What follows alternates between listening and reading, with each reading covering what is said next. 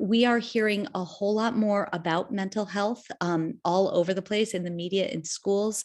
And we we focus on brain-based mental health literacy and trying to help people understand the brain science behind resilience, mental wellness, and leadership. So we're going to be talking about that today. One of the things that I will say is that I am an educator, and my goal is always, I'm not sure why that's blue, but my goal is always to make things really easy to understand and apply. So although we're going to be talking about neuroscience, I promise everything is easy enough for a 6-year-old to understand. So we'll be going through this in a really easy way. I have been an educator pretty much all of my life. I think in about kindergarten, my parents said, well, she's going to be an educator. She's going to be a teacher. I'm also the mother of 4 adolescents. Up until a couple months ago, I could say 4 teenagers, but my oldest just turned 20. So I've been talking about this stuff and working with my kids to have this language for a very long time. And I can attest to the fact that this is incredibly powerful to have language that is non-judgmental to talk about what is happening and why we are making decisions that we are. And I've been a mental health advocate for a very long time. Mental health has been an issue for quite a while. Even before the pandemic, we were seeing a rise in mental health issues, particularly in youth. And in 2018, I was named as the only mental health literacy resource in the state of New York when they did a sort of sweep as to what were the mental health literacy resources, because in 2016, New York became the first state to require mental health literacy in schools, K through 12. In 2018, as I said, I was the only resource that was listed on their website. And it was just me kind of going from school to school, talking to people about the brain science behind this. We've come a long way. We are now beginning to realize in media, in schools are recognizing that we need to pay attention to this. We need to become more proactive. And one of the big game changers in the mental health literacy is ESSER funding. Unfortunately, I have found that a lot of people don't know what ESSER funding is, but the federal government actually in response to COVID gave a ton of money, like billions and billions of dollars for ESSER relief, elementary and secondary school emergency relief fund. And at the higher ed, they also had funding at a very high level. That money is supposed to go primarily to 3 things. The first is to open schools safely. So things like ventilation systems, things like PPE, that type of stuff, which a lot of people are pretty confident about right now. The second area that it was supposed to go to is academic remediation, which a lot of administrators feel pretty comfortable with. They're doing a lot of programming in terms of that academic remediation, finding students, getting them back up to speed academically. But about 1/3 of that funding is supposed to be going to mental health and social emotional health of students. And a lot of that is not happening. That funding is not being appropriated for that. And in some states, it's being misappropriated. So making sure that administrators know that that funding is out there and what it's supposed to be used for. And it's not only for students, it's for professional development for teachers. We know that we're hitting a crisis in terms of mental health with teachers and in terms of teacher attrition. So we need to know that we are using that money effectively. And if you have any questions about that, I'm happy to talk about that as well after this. So in this talk today, we're going to be talking, we're going to do 4 sections in our programs that we have. In 2019, I launched a company with a business partner, Jason Schofield. We had met in 2019, and he said to me, love your work, but what's your product? And I said, it's me. He said, that's not very scalable.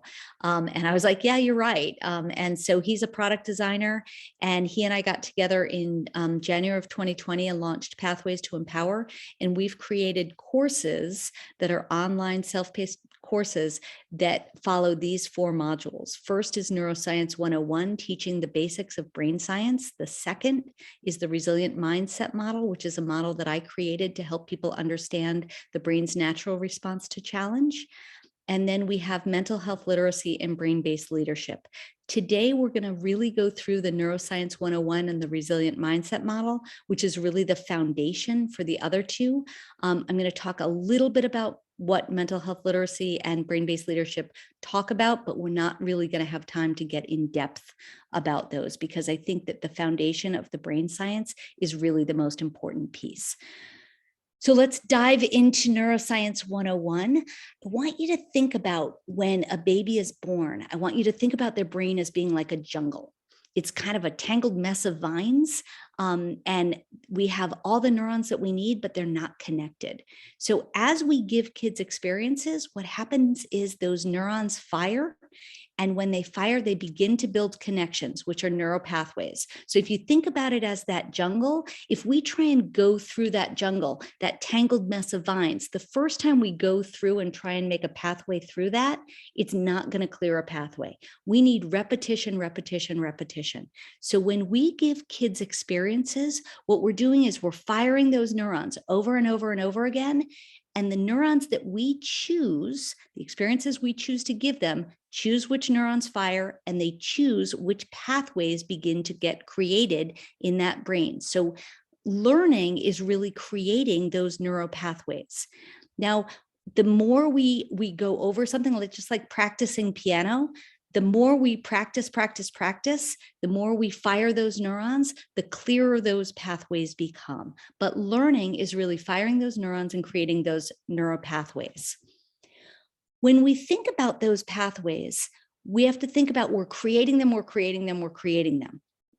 When we think of brain development, we talk about it in 3 stages. The first is childhood.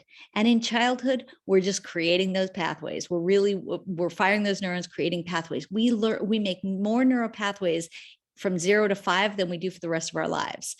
So we're just firing.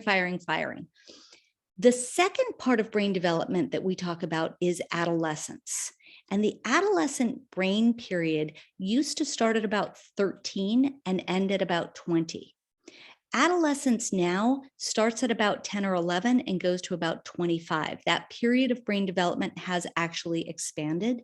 They're not exactly sure why. There's a lot of theories about why, but the main job of the adolescent brain is to get more efficient. So we're creating those pathways, but then during adolescence, our goal is to have a more efficient adult brain. So in terms of neural pathways, we have 2 main jobs to get more efficient. The first is pruning. So we said we're born with all these neurons to learn all these different things. Pruning is the idea of getting rid of those neurons that we haven't used. It's kind of like cleaning out our closet, right? Haven't worn this in the last 10 years, might as well get rid of it. The brain does the same thing. It begins to prune away those neurons that have not been fired. So in neuroscience, they say use it or lose it. If you don't fire the neurons, they begin to disappear. But I like to give the example of we're born with the neurons to learn any language without an accent. We have the neurons for any of those different languages. But if we haven't learned a language like Russian or Japanese or Chinese, by the time we are in the middle of adolescence, our brain begins to say, haven't fired that neuron, I'm going to get rid of it. Doesn't mean we can't learn that language later because we have learned languages. So we fired neurons for the idea of language learning, but there may be sounds that we will not be able to hear, neurons associated with certain sounds. So we will have an accent when we learn that language. Okay, so pruning is one of the jobs of the adolescent brain, and we actually do pruning and paving throughout our lives. We have the ability to change our brains, but as we move into adolescence, pruning is one of the main jobs of the brain. The other one is paving. So we talked about those pathways through the jungle, and paving is the idea of those pathways that we've cleared, that we've gone over time and time again, those neurons that we keep firing. begin to get paved with something called a myelin sheath. It's a fatty substance, and what it does is very similar to what paving a road does. It makes it so that those signals can travel faster. I don't know whether you guys have any dirt roads around you, but my daughter babysits, and actually yesterday I have a Jeep, and I was going on the dirt road to go pick her up, and I was like, "Oh, I better slow down. I'm gonna spin out here," because it's really, you have to slow down on a dirt road. Same thing with the brain, is that those signals travel faster once those neural pathways are paved. But the disadvantage of that is that they become more permanent. Just like a road becomes more permanent, it's harder to change it when it's paved. The neural pathways become more permanent. So if you think about it, your kids can learn things very quickly, new things, they learn them very quickly. But we can learn the things that we know, our signals travel faster. So, my brain was pruned and paved well before smartphones and technology. So it's very difficult for me to learn new things in terms of technology, whereas my kids can learn that much faster. So I can say to them, look, my brain was pruned and paved well before that. I have to learn things more slowly. So the prefrontal cortex is the sort of right behind our forehead here. It is the part of the brain that is in charge of the highest level thinking. Things like impulse control, things like planning ahead, organizing, all those things that we really want our brains to be able to do. And that is the last part of the brain to be pruned and paved during adolescence. So any of you guys with teenagers out there, I said I have 4 adolescents, a lot of their brains are under construction, particularly that prefrontal cortex. So understanding that that's still a development stage for them, that there's that part of the brain is really still under construction. The other part that I like to point out here is one day when I was giving the talk about the pruning and paving, one of the parents that I was talking to came up and said, "Oh, I need to sign up my kids for, all sorts of language lessons and sports and music and all that stuff so that they can fire those neurons so that they'll have those in place later and they don't get pruned," which is a great idea, except for the fact that the prefrontal cortex neurons get fired when kids are engaging in activities that require them to use that prefrontal cortex. And a lot of that is free play, when adults are not telling them what to do, when adults are not being their prefrontal cortex for them. So it's very important for children to have opportunities for that free play, for that that social play where they have to work things out, where they have to plan ahead, where they have to organize, and they have to experience those consequences, because that's when the neurons in the prefrontal cortex fire. And we want to make sure we have those in place. The other part of brain development that we like to talk about is neurochemicals. And neurochemicals, our brains really are, the neurochemicals are important to our brain development and for driving our behaviors in the future. So when I talked to a neuroscientist about this, and I was talking about how do we explain those neurochemicals, she said, think about them like text messages to the brain that drive our behavior. So they tell us what to do. There are a lot of neurochemicals and they all give a lot of different signals. So this is really simplified, but I'm going to talk about some that are really important to the brain, and it's helpful for us as educators to know about them. The first is dopamine. It's the reward message that says, wow, that felt good, do it again.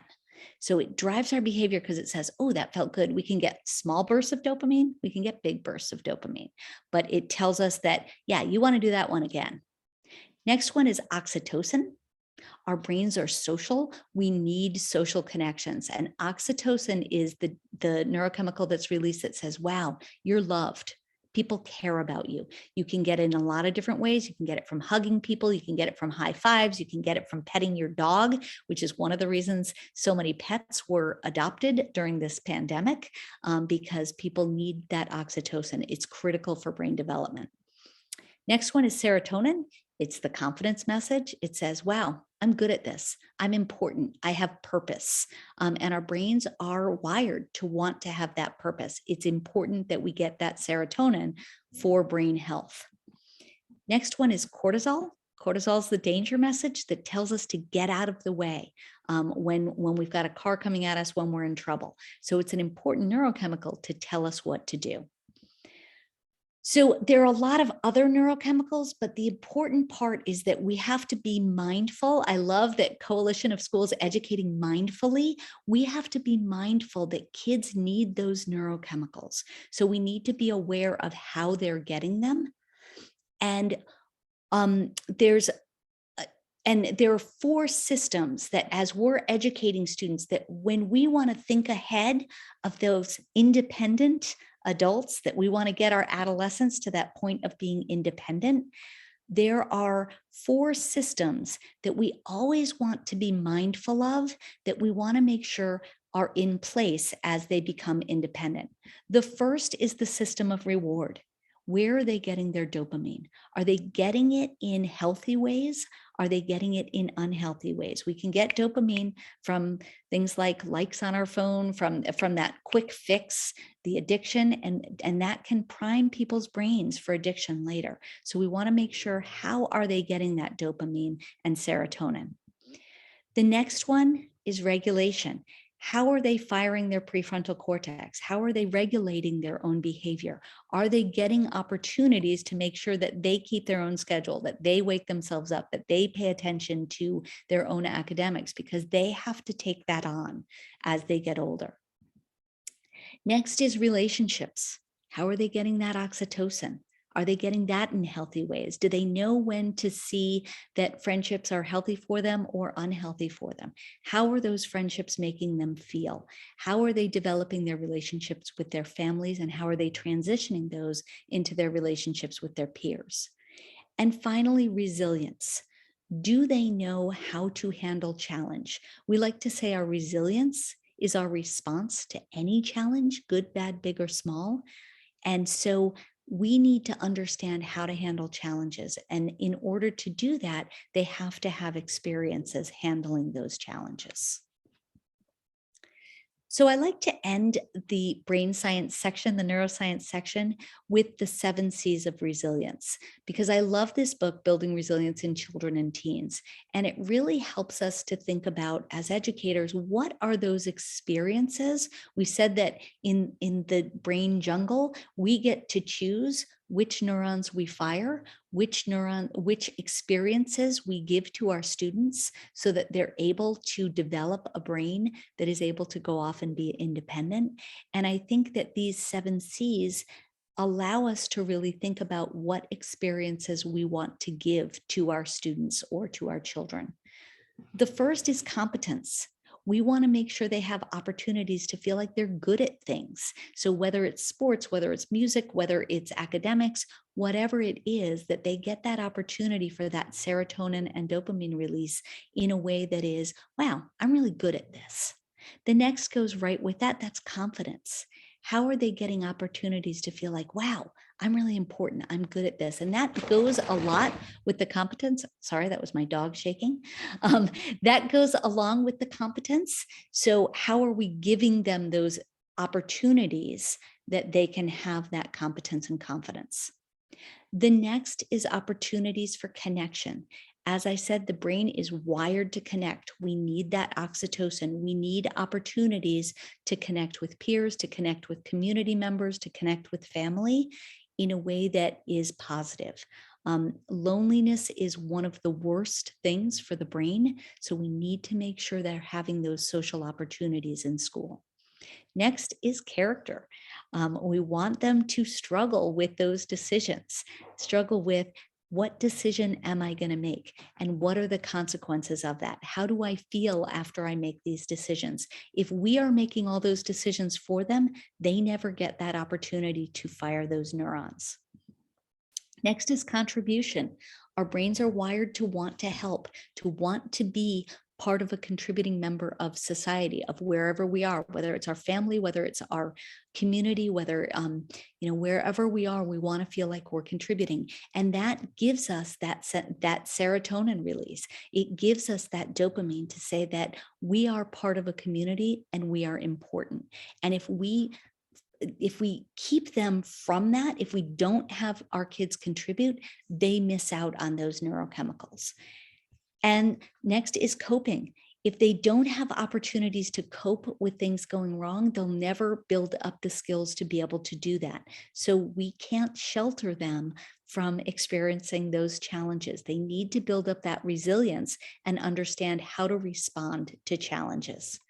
And finally, they need to learn self-control. And that happens by having those experiences that frustrate them. They need to learn how are they going to respond to that. So we need to give them opportunities for them to demonstrate that self-control. So that is the end of the neuroscience piece of the presentation. So I want to go back because I know that we've had a lot of information here. I know that I've gone through a lot of neuroscience, tried to make it as easy as possible, but I want to take a break and reflect and connect. One of the things about our programs is we never have videos that are more than 2 minutes long. We have sort of YouTube style videos that are 2 to 3 minutes that allow people to then have an experience to connect what we have said to their own experiences. And that's the best way to learn, because what happens is our neurons fire and connect it to those neural pathways that we already have. And that helps us to have that neuroplasticity, to change that, to integrate that into our thinking. So I want to open it up to questions, and whether you just sit for a minute and think about, what about this reminds me of the experiences that I've had. If you want to share those with the group, that's great. Or if you want to ask questions about anything that we covered in neuroscience.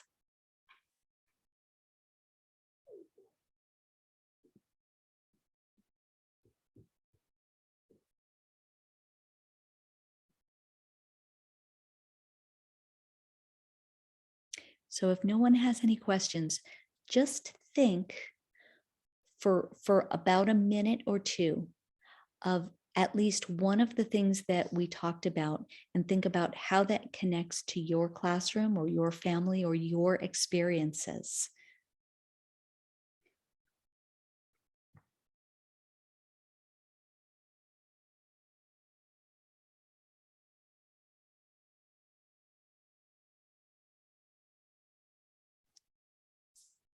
I'll say something. Okay.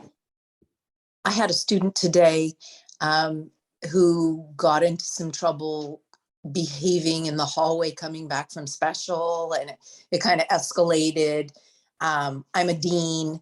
I was called down to remove him from the classroom, and he eventually was able to get it under control. But later on in the afternoon, I went down to talk to him, and I read him what the teacher had written, like in a bit of a write-up. And I said, I would like to hear your side of the story. I said, it seemed that you were maybe upset in the hallway. Did something happen? And then he told me that his pet rabbit was very sick, and his mother is a veterinarian.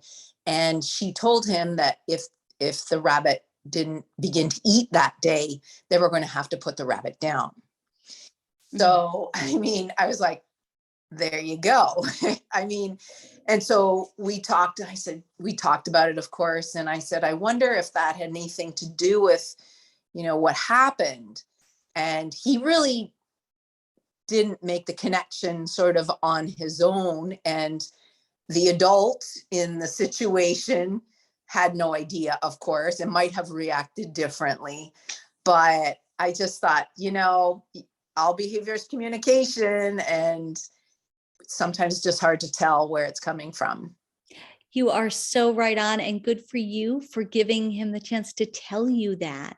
And that is such an incredible segue into the next section that we're going to be talking about in terms of why we respond to challenges the way we do. So thank you so much, because our brains are really wired in a way that sometimes gets us in trouble, but there's a reason for that. There's a reason our brains are wired that way. We evolved from a time that was really important. So good for you, and thank you for sharing that, and good for you for listening and understanding the why behind that behavior. Because you're right, behavior is communication. and understanding the why behind it is so critical. Awesome. Thank you. Does anybody else want to say anything before I move on? Okay. So the perfect introduction to the resilient mindset model. Thank you so much. I feel like it's almost like I planted that.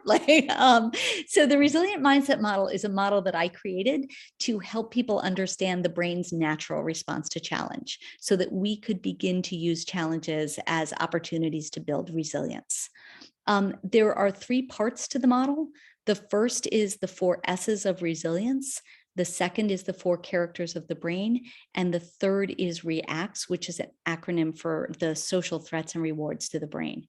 So we'll start with the 4 S's, which you can see in the dragonfly's wings. We say our resilience is our response to any challenge, good, bad, big, or small. And that response is guided by the way we think about 4 S's. Self, who are we? What do we stand for? What are our strengths and weaknesses? Everything I think about myself, my values, everything that I think about myself. Situation is how I take that challenge and put it into perspective and break it down into its doable parts. Can I look at it and say, all right, this isn't such a big deal. I do this first, then I do this, then I do this. Supports is who and what I go to for help handling that situation. And finally, strategies are the things that I actually do to handle that situation. Do I have one strategy? Do I know when that strategy is working or isn't working? Do I have another strategy to go to? Do I have multiple strategies? And finally, do I know when to cut my losses and give up? I go to a karate studio and he used to have this big poster in it that said, never give up. And I used to come in and say, I hate that poster. That's just stupid. Because sometimes we need to know when to cut our losses and say, you know what, I'm beating my head against the wall here. This isn't something I need to do right now. So the interesting part of the 4 S's is that the reality of those 4 S's really doesn't matter so much as the brain pathways that we have created around them. So the way we think about them. So I could have 10 supports to go to, but if I don't think I have those supports, I'm not going to access them, so they don't matter. So the good part about that is that those 4 S's can be used as a framework to prepare for, handle, and reflect on any challenge, good, bad, big, or small. And when we do that, we can proactively build more resilient brain pathways. So I can do this for myself. I can do this for my students. So right before we're handling a challenge, I can say to them, okay, what are some of the strengths that you bring to this? Oh, let's take this challenge and let's break it down into its doable parts. What are you going to do first? Then what are you going to do? Then what are you going to do? We can say, hey, if you're having trouble, what supports might you go to? Is there somebody that you can call for help? One of the things I loved to do with my students is say, the first day of school, say, okay, come up with 3 people that you could call for help or text for help if you're having trouble on homework. So who could or if you forgot the homework, you don't know what the homework is, where can you go? So teaching them that they have supports to go to other than the teacher. I used to have homework that, and my students used to come in and they had to pair up. I realized that I was correcting their homework and I was the only one who was learning from it. And I really wasn't learning much. So instead of correcting their homework, I would have them come in and pair up and they would have to check their answers against each other. If they didn't agree on the answer and they couldn't come up with one that they agreed with, they would have to ask a team next to them. And if the 4 of them couldn't come up with it, then they could ask me. So recognizing that they could ask people other than the teacher was really important. Recognizing that they have other supports. Strategies. What strategies are you going to use as you do this? So asking questions rather than telling them. Same thing during those challenges. We can go back and say, hey, is your strategy working? Might want to choose another one. Hey, do you have another support you can go to? And then after the challenge is done, being able to go back and say, hey, did your strategy work? Like if kids get an A on a test, instead of saying, wow, great, you did a great job, say, hey, what did you do to study for that one? Seemed like your strategy was pretty effective. Maybe you want to use it for next time. Or if they get a D, rather than getting mad at them saying, Don't think your study strategy worked. What did you do? Let's think about what you could do next time that might be more effective. Because so much of school is trying to figure out what works. So rather than getting mad at them when it doesn't work, let's teach them about things that might work better. So using those 4 S's as a framework to prepare for, handle, and reflect on any challenge, we can proactively build more resilient brain pathways that hopefully get paved later. So the 4 characters of the brain, as I said, represent the way our brain naturally responds to challenge. We think of decisions we make as good versus bad, but our brains actually don't think in good, bad. Our brains think in long-term versus short-term. So there's a part of our brain, the cortex, that's in charge of our long-term decisions. That's represented by the ant. There's a part of our brain, the limbic system, in charge of the here and now, the immediate that's going on. That's the grasshopper. That's a limbic system represented by the grasshopper. There's the amygdala, which is in charge of looking out for threats, and that's represented by the glowworm. And then we have the prefrontal cortex and mindfulness that is represented by the dragonfly, and the dragonfly's job is override. So we'll go into each of these. And I'm happy to send these slides if anybody would like to refer to them later. So as I said, the ant represents the cortex, part of the brain in charge of our long-term decision, things like putting money in the bank, going to the doctor, studying for the test, finishing the project. Those we really don't feel like doing right now, but we do them because they're going to benefit us in the long run. The ant holds the tools of a healthy brain. When we have these in place, we're better able to make those long-term decisions when it benefits us, and we're better able to foster our mental wellness. So all of these are evidence-based. They help us to foster our mental wellness. The grasshopper represents the limbic system, the part of the brain in charge of the here and now. Grasshopper doesn't really care if you put money in the bank or study for the test or go to the doctor. Kind of wants to eat Cheetos and watch Netflix. The grasshopper is the part of the brain in charge of, when Netflix says the next video is starting in 3, 2, 1, your grasshopper is the part of the brain that's saying, you can do one more. You can do one more. Oh, come on. You can stay up a little bit longer. So it's in charge of the here and now. It's fun. The grasshopper is always looking out for fun. Grasshopper is also where we get a lot of those neurochemicals that are really important to the brain, like cortisol that puts us into fight, flight, or freeze to get us out of the way of that oncoming car. So the middle version of the grasshopper is that fight, flight, or freeze stage to get us out of the way. Grasshopper is strong and fast. The ant would never get us out of the way in time. It's also where we get those neurochemicals like the serotonin, oxytocin, dopamine. And when we work really, really hard and we struggle and we give up and then we get back to it and we struggle and we finally succeed and we get that yes feeling, that's a big burst of dopamine, serotonin, oxytocin, all those good neurochemicals. So we always say this last version of the grasshopper represents the fact that self-esteem isn't a gift we can give someone. It's a neurochemical response we rob them of when we don't let them struggle towards success. So often we're trying to protect kids from experiencing challenge, but what happens is if you don't experience the challenge, if you don't experience the struggle, you don't get that neurochemical burst. And that is really critically important to brain health and mental wellness. The glowworm is in charge of looking out for threats. Main job of the brain is survival. So the brain is wired to survive. So the amygdala is always on the lookout for threats.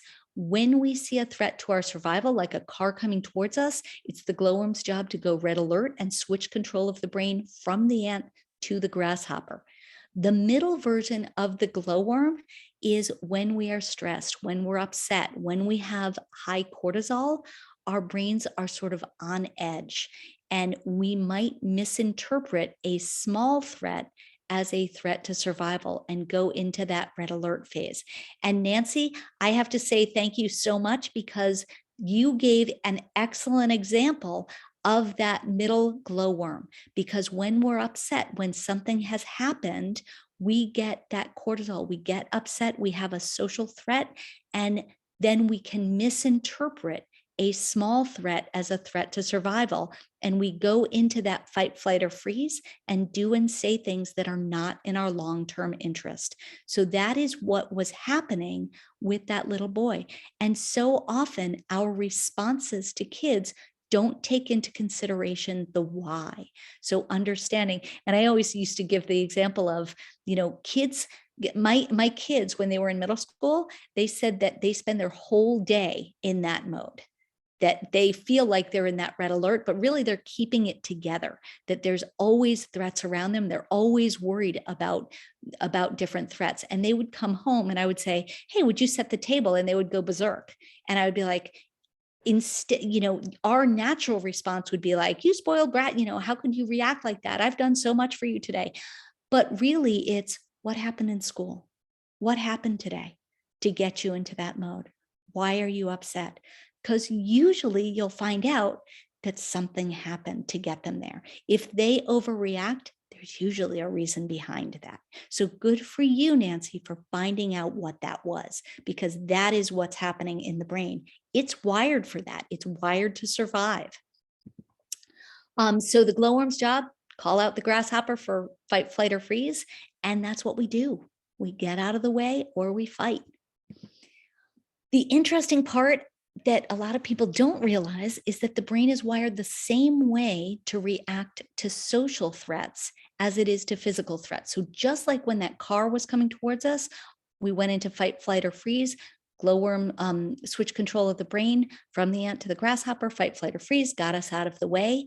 If we have a threat to respect, equity, alliances, control, territory, or similarity, our brain responds the same way. It goes red alert, switches control of the brain, puts us into fight, flight, or freeze, and we say and do things that aren't necessarily in our best long-term interest. And we know, particularly middle school and high school teachers, that there are those threats all the time in school. So recognizing where your students are and why that is. The dragonfly's job is override, is mindfulness, is understanding what's happening in the situation and being able to say, you know what? We don't need to go fight, flight, or freeze. We've got this. We've got these 4 S's in place. We have an action that we can take. We like to say that fight, flight, or freeze roughly translate to violence, anxiety, and depression. And the opposite of that is action, is knowing what to do, knowing how to handle that situation. So having those strategies, having those supports, having the ability to judge that situation, those 4 S's are critical. There are 2 ways to build up the dragonfly. The first one is building up those 4 S's so that we have those in place. And the other one is mindful practice, because mindful practice is really like putting the dragonfly in the gym. What we are doing is we are overriding the default network and paying attention to what's happening in the here and now. And that strengthens our ability to do that override of that default network to keep us from going into that red alert, fight, flight, or freeze. So that is the model in its entirety. It is a lot of information, but hopefully in a really easy way. So if anyone has any questions now before we go on to the next section, I know, okay, we still do have time, right? Yeah, we still have time. I would love to open it up to questions, to open it up to people really applying this to what's happening and saying, now I know why that student did that. So please share with us your experiences and connect this to your experiences, because that's the way to make it part of your own knowledge.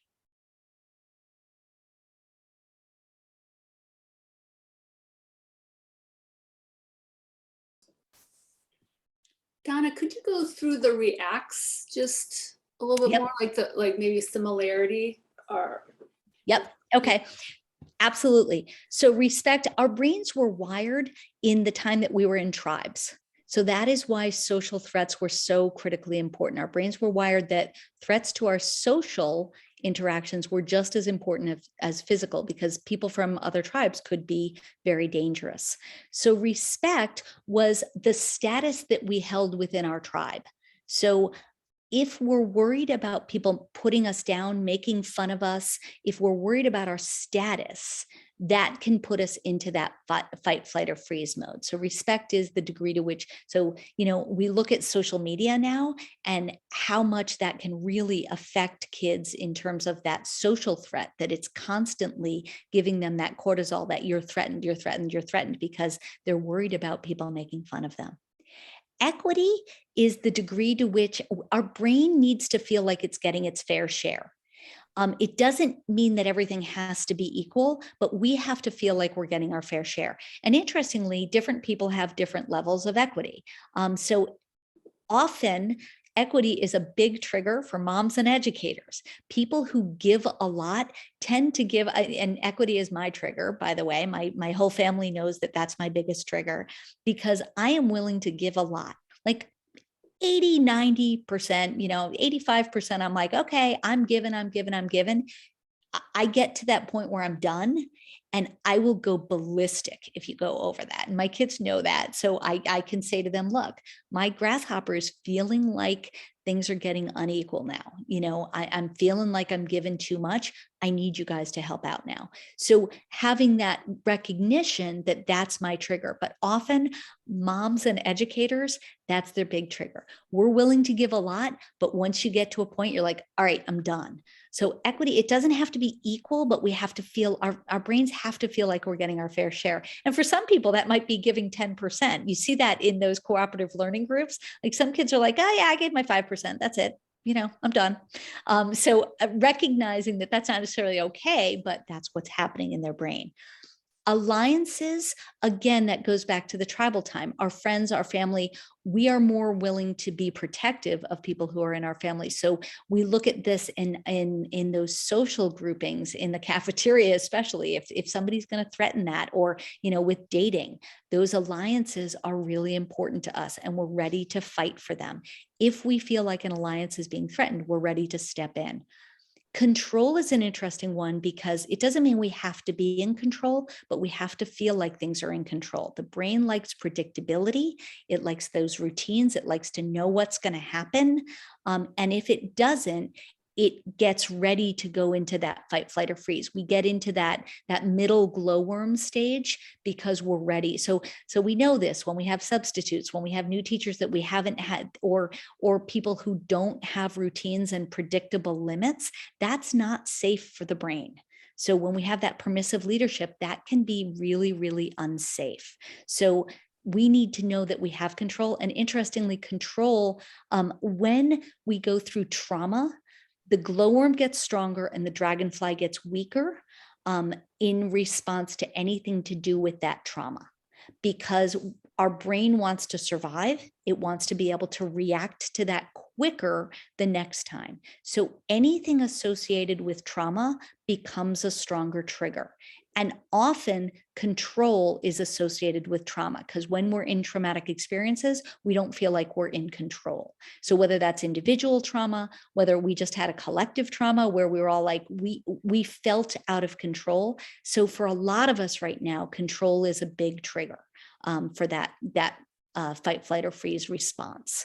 And we see that in mental health issues like eating disorders, cutting. We're seeing a lot of self-harm among teenagers right now.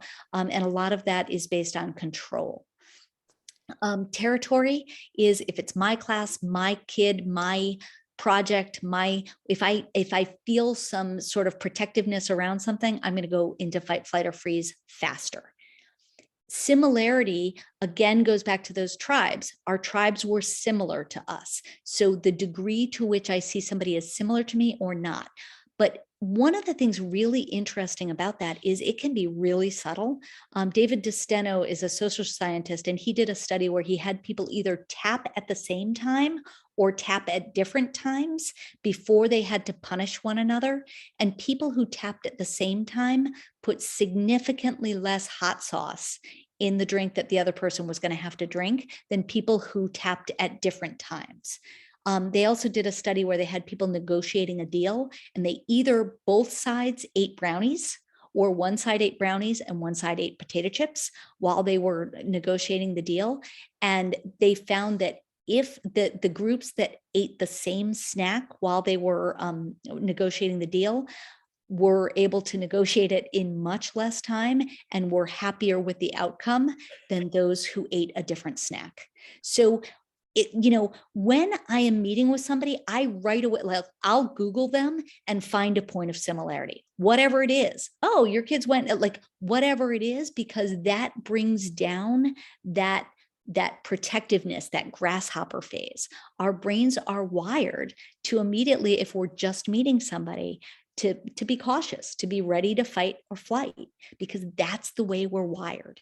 But we can, if we know these, we can know our own triggers, we can begin to talk about this stuff, and we can know how to negotiate those things. Does that make sense? Yeah, that was great. Thank you. Okay. Any other questions? Oh, I'll also tell my favorite story of the dragonfly. My son, when I was developing this, he was 6 years old, and I was mad at him one day. He was mad at me, and I went to talk to him, and he said, "Mom, I can't talk to you right now. I'm in grasshopper mode." That's an example of the dragonfly. That's override. That's having those strategies and saying, if I talk to you right now, I'm going to get myself in trouble. And he was 6 at the time. This is a really easy conversation for kids to have. They get it. And it's very powerful in terms of making more mindful choices. Not that we do that all the time. And by the way, I did talk to him when I was mad at him. So clearly we're not going to do that all the time. I struggle with this stuff every day. And I know it, but it is powerful when we can use it. Okay, any questions before we move on? So as I said, what we do in our programs is we take that neuroscience and we apply it to mental health literacy, and we apply it to brain-based leadership. We're actually adding neurodiversity, and we're going to add self-advocacy. So we're adding 2 new modules to the programs that we do. So I don't have time right now to go over mental health literacy in depth. But one of the things I will say is we've been doing a lot of education with people about the difference between mental health literacy and SEL. They are different. And recently, Secretary of Education Cardona was the first Secretary of Education in October to release a paper using the term mental health literacy and saying that schools K through 12 should be implementing both SEL and mental health literacy. In order to effectively teach mental health literacy, you need to address 4 pillars. The first is understanding how to foster and maintain positive mental wellness. So understanding things like the ANT tools, things like developing resilience and things like that. How do we foster our mental wellness?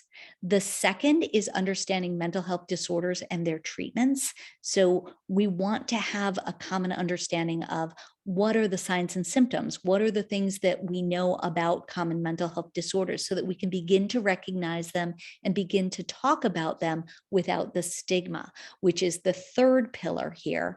We know that there's a lot of stigma surrounding mental health, and we need to break that down. And part of that is providing information so that when people are knowledgeable, they can talk about this stuff in ways that they don't have to be afraid to talk about it. And also giving a common non-judgmental way to talk about the why behind the behaviors. And finally, understanding how to seek help effectively. So part of mental health literacy is, how do I get help? If I'm recognizing that I've got these signs and symptoms, who do I go to? What are the supports? Where do I go? And how do I get help? What are the treatments for what's going on? And we like to say that mental health is a continuum, just like physical health. Some days we might wake up feeling better than others. Some days, we might have something that actually requires a little bit of treatment, and that's okay. That might be short term, or we might go into having a mental health disorder where we require more significant treatment. Understanding how to do that and having the language to talk about that is critical. And that is why mental health literacy education is so important. We were really, really honored this past summer. Chad's Legacy Project and the Smart Center at University of Washington vetted all sorts of programs that said they addressed mental health literacy. And of over 300 programs that they looked at, we were one of 3 programs at the high school level that they said did effectively address all 4 of these pillars. And we're quite sure we're the only ones K through 8. We have not found another program that does that effectively. So we're really excited about that. Thank you. Thank you. So in our mental health literacy, we address all 4 of those, and we go through, we do the signs and symptoms. It's actually we laugh. It's a lot of you have to read about some of this stuff too. So that those activities are, okay, here are some of the signs and symptoms. Here are some of the coping strategies. How are you implementing those, and giving people an opportunity to really apply those to their experiences. And then the final module that we have right now is brain-based leadership. And that's understanding, we say leadership is really interacting with other people. So we know that there are leadership styles and stuff, but how do we lead? How do we interact with people? Understanding how the brain works. So we apply the brain science to understand how can you be the best leader. And one of the things that we focus on is the idea that the two most fundamental needs of the brain are a sense of security and a sense of autonomy. So we want to feel safe. We know that the brain is wired for threats, that if we feel threatened, we are going to go into that grasshopper mode, that we are going to want to protect ourselves. That's the way the brain is wired. We know that. That's the most important part. The other thing is, we know that the brain is wired for purpose, wired for those neurochemicals, to get that neurochemicals, to get those connections with people, to make sure that we want to be independent. So as leaders, it's really critically important that we keep that in mind. How are we making sure that we're setting those boundaries, that we're setting up a safe environment in which we're able to give people that we're leading an opportunity for independence and autonomy, because that's so critical. How are we providing roots and wings? And one of the things, I took out the slide, but one of the things that, going back to educating mindfully, one of the things about technology is that it has enabled us to surveil at all levels, whether it's corporate leadership, whether it's teaching, whether it's parenting, to surveil people like we've never been able to do that before. And one of the areas of caution is understanding when we're using that technology and why, and what messages that is sending. Because so often things like Life 360 that parents are using, or some of the technology that's asking teachers to take pictures in class all the time and sending information to parents about exactly what kids are doing, gives the message to the kids that they are not safe unless they're with their parents. And as much as we want to give them that information that, they are safe, that's okay. I know that when my kids were in elementary school, my son was in 5th grade, and they implemented this program that the teacher was sending like 20 pictures home a day of exactly what they were doing. And I talked to the head of school, and she said, well, parents want to know exactly what their kids are doing at all times during school. And I said, and that's not developmentally appropriate. They need to feel like your parents trust that you are safe in school, and that you have that ability to move away from them, and that's okay. So we just need to be very, very mindful with the technology we have about the decisions we make about using it. Really quick about our programs. I've talked about that we teach brain-based mental health literacy. All of our information, we really try to make simple, as you've seen from what I've shown today, and engaging. Our programs are short YouTube style videos, no longer than 2 to 3 minutes, very visual, and we try and make everything applicable. So give tools that you can use right away. As I said, we do Neuroscience 101, the Resilient Mindset Model, Brain-Based Leadership, and Mental Health Literacy. And we're doing neurodiversity and self-advocacy soon. So those will be available hopefully later this spring. We have programming for students, parents, educators, administrators, health care workers at all levels. We even have corporate leadership. So pre-K all the way up through higher ed. The power of the model is really having that common non-judgmental language to be able to have those conversations about the why behind the behavior. And we love to share this. Our first study was done, the head of SUNY Oswego Health and Wellness came to us in the very beginning of the pandemic, and she said, would you create a program for my students? She did not make it mandatory. It was called Thriving Through College. It was a 3-hour program that she made available to her students. By the end of it, 174 students had chosen to take it. And this was in the fall of 2020 when everything was online. So my son said to me, there is no way anyone is going to take an extra online course just because it's suggested. Of those students who started it, we had a 98% recommendation rate and a 95% completion rate. And our favorite piece of feedback was from one of the students with no punctuation, no capitalization, that said, wow, that didn't suck. So we feel like that was like our best piece of feedback that we've received from a college student in the fall of 2020 for an online course. So we're really excited about the programming. We're reshooting everything right now, which is really exciting because we get to upgrade, but we're excited about it. And I just realized that there were 10 comments in the chat I can't see because I'm old. So I apologize. Oh, good. Introductions. Love a copy of the slides. I would be happy to provide. Tracy, would that be best from you, or would you like people to send me an email and I can send them a slide? I don't know if you have a Google Doc slide that you should just pop it into the chat. Otherwise, you can get it to me and I'll just email everybody, since when you RSVP'd, I can get your email, everybody's email from Zoom. Okay. Either way. After questions and all of that, if you would like, I'm happy. Actually, while you're doing the talk, I'll figure out a Google link and I'll put it in the chat before the end of the call. How's that? Sure. And I put in your website, but I have a little question about, you said all the videos are kind of like 2 to 3 minutes, but then you have some for parents, some for kindergartners.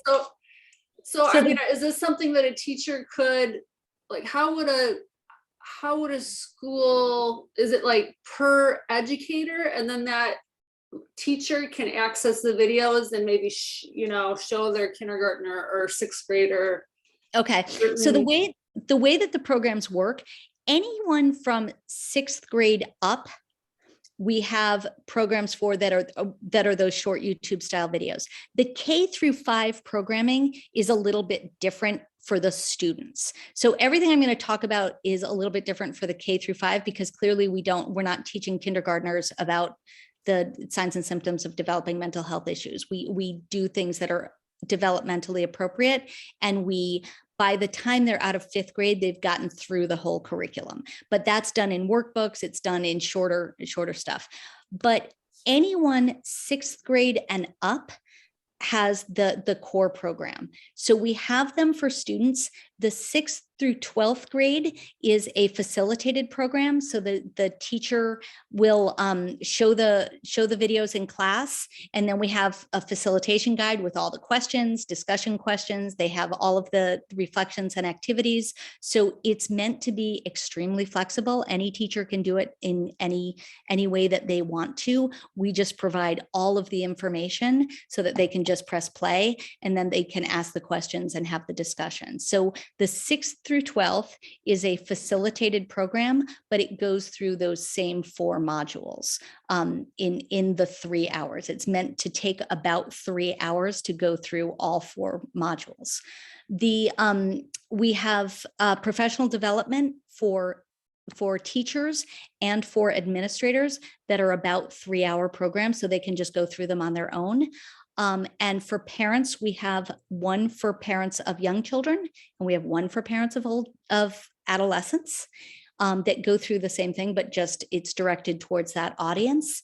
And people can go on our website and just sign up for it themselves. It's just you just click on a link, you buy it, click on a link, and you're right into the program.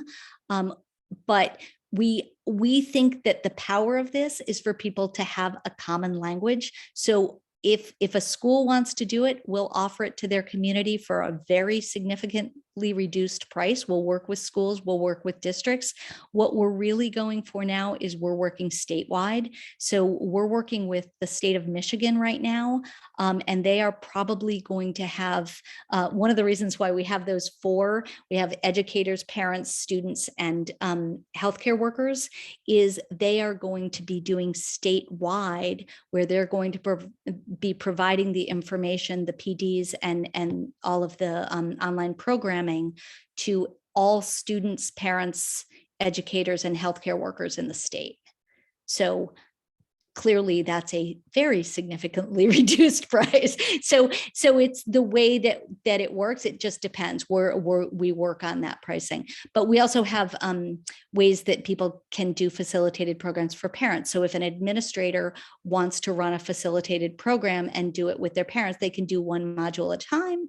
They can do all 4 modules in one night. It's up to them. It's meant to be very, very flexible. Actually, our facilitated programs actually started because we had a 9th grader who said, "Hey, I want to run this program for my my youth group. Would you create a facilitated program for me and create discussion questions?" We're like, "Yeah, sure, cool." So we have 2 unofficial taglines. One is "we play well with others," and the other one is "we'll make it work." So we really do work with people because we want to get this information out. Love it. Thanks, Donna. Thank you. And I finished a little bit early so that you guys could get started. I know you've got to. Yeah. Well, we do also like to try to have our sessions be experiential. I mean, yes, we have been doing some reflection here. Is there a reflective or a centering practice or body scan or something that's involved with your program, mindfulness wise, that maybe could lead us for a few minutes just in a practice or a personal one that you like to use? I think that thinking about, like, when I was talking about the dragonfly, and that mindful practice really is a way to strengthen that dragonfly. I think when we do, explaining that to people, explaining that this is what mindful practice is, that when we are shutting off that default network, that it's hard, that it takes a lot of energy. And one of the things about our brain is that it likes to conserve energy, because our brain weighs about 3 pounds and takes about 25% of our energy. So the brain is always looking for kind of shortcuts. But just like going to the gym will build up our muscles, taking the opportunity to switch off that default network. The default network takes less energy, but the mindfulness takes more energy, but it builds up that ability to strengthen that dragonfly. So if we close our eyes and pay attention to our breathing and pay attention to sort of that body scan, what is happening? What we're doing is shutting off that default network. So if we take a minute right now to close our eyes and pay attention to that breathing in and out.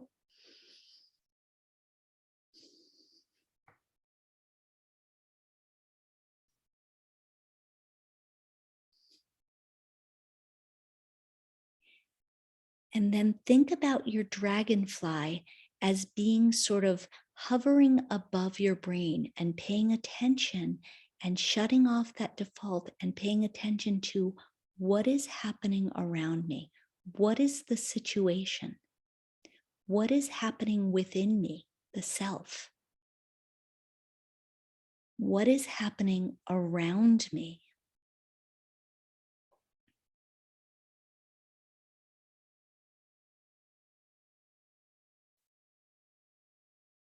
Thinking actively about who are those connections that I have?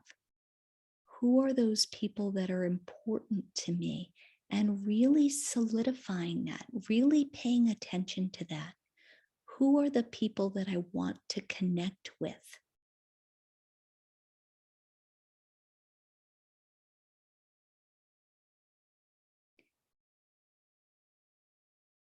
And then paying attention to my body, paying attention to what am I feeling right now?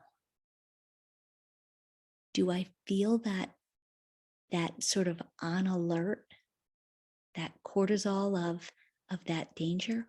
Or can I relax? Can I relax that response? The other thing to pay attention to is your stomach. Interestingly, your gut has a second brain that sends signals up to your central nervous system about how you're feeling. So what's happening in my gut right now? What messages am I sending?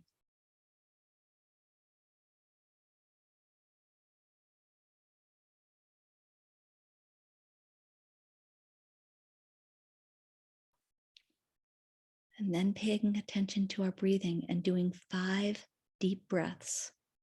Breathing in and breathing out. Breathing in and breathing out. Breathing in and breathing out. And breathing in and breathing out. And then opening our eyes and realizing that that was strengthening that dragonfly, that we're paying attention and shutting off that default network can build up those dragonflies' wings. And I didn't mention it in the brain science, and we're actually adding a section on the gut-brain connection, but we actually get more serotonin from our gut than we do from our brain. Fun facts, fun facts. Thank you, Donna. Thanks so much. Any questions? You covered a lot. I can see I know. how like it's still swirling. Our brains need the time to process now. I know, that's why I try and give people sort of a break. The one other thing that, since we do have a minute, the one other thing that I will talk about is the idea of stress, because we're seeing so much of that paying attention to stress, and our mindset about stress is really important. Our brains were wired to be able to go from that ant mode to that grasshopper mode for fight, flight, or freeze, right? To get us out of the way. That's the parasympathetic nervous system, which is that sort of rest and relax, and that ant mode, into that sympathetic nervous system, that stress, that getting ready to respond. And that can, and there's a TED Talk by Kelly McGonigal that's called Making Stress Your Friend. And Kelly McGonigal used to always say to people, stress is really bad for you. You've got to stop stressing. Stress is bad for you. And then she recognized that there was a study, and they asked people if they had high stress or low stress, and if they thought stress was good for them or bad for them. And what they found was that people who think stress is good for them, who have high stress, actually do quite well. They end up, they don't have long-term issues. People who think stress is bad for them, who have high stress, actually have heart issues in a lot of the time. And what they found is that people who think stress is bad for them, in response to stressful situations, their blood vessels constrict and they go into that sympathetic nervous system. People who think stress is good for them do not do that. Their blood vessels don't constrict, and they're able to respond to that in a way. They get that adrenaline, but it doesn't come with that stress chemical cortisol. So they don't go into that fight, flight, or freeze. They don't constrict. They don't have their blood vessels constrict. So one of the things that the mindful practice can do is change the way we look at stress. So when you were asking about a mindful practice, one of the things I to do is to pay attention to, how am I thinking about stress? Because they found that mindful practice could actually change the way people thought about stress, and it changed their physiological response. And they had a much healthier response because they weren't always going into that fight, flight, or freeze, that sympathetic nervous system. We want to be able to have that parasympathetic nervous system, that rest and relax, that reflect and connect. So would that fit in the dragonfly, the wing of self? Because you're kind of this, how your beliefs about yourself and how you view, is that kind of how that fit into the big model of It fits into all of this, Oh, yeah. all of that, because the situation, if you look at it as threatening, it's how do you judge that situation? You and I could look at the same thing, and I could look at it as, oh my gosh, that's horrible. That's a threatening situation, right? It might be, we have to get up and give a presentation. I know a lot of people who might be like, oh my gosh, that's a threat, and look at that as a threatening situation. I get excited about it. I'm like, oh, this is awesome. So the way we judge that situation and put it into perspective, it has a lot to do with what we think about ourselves. Like, I feel like, oh yeah, I have information I want to share. But we can look at that differently. And that affects our physiological response. Thank you so much for sharing these. I know this is just the tip of the knowledge that you share in your program. And I definitely wanted as many people to learn about your program as possible. So this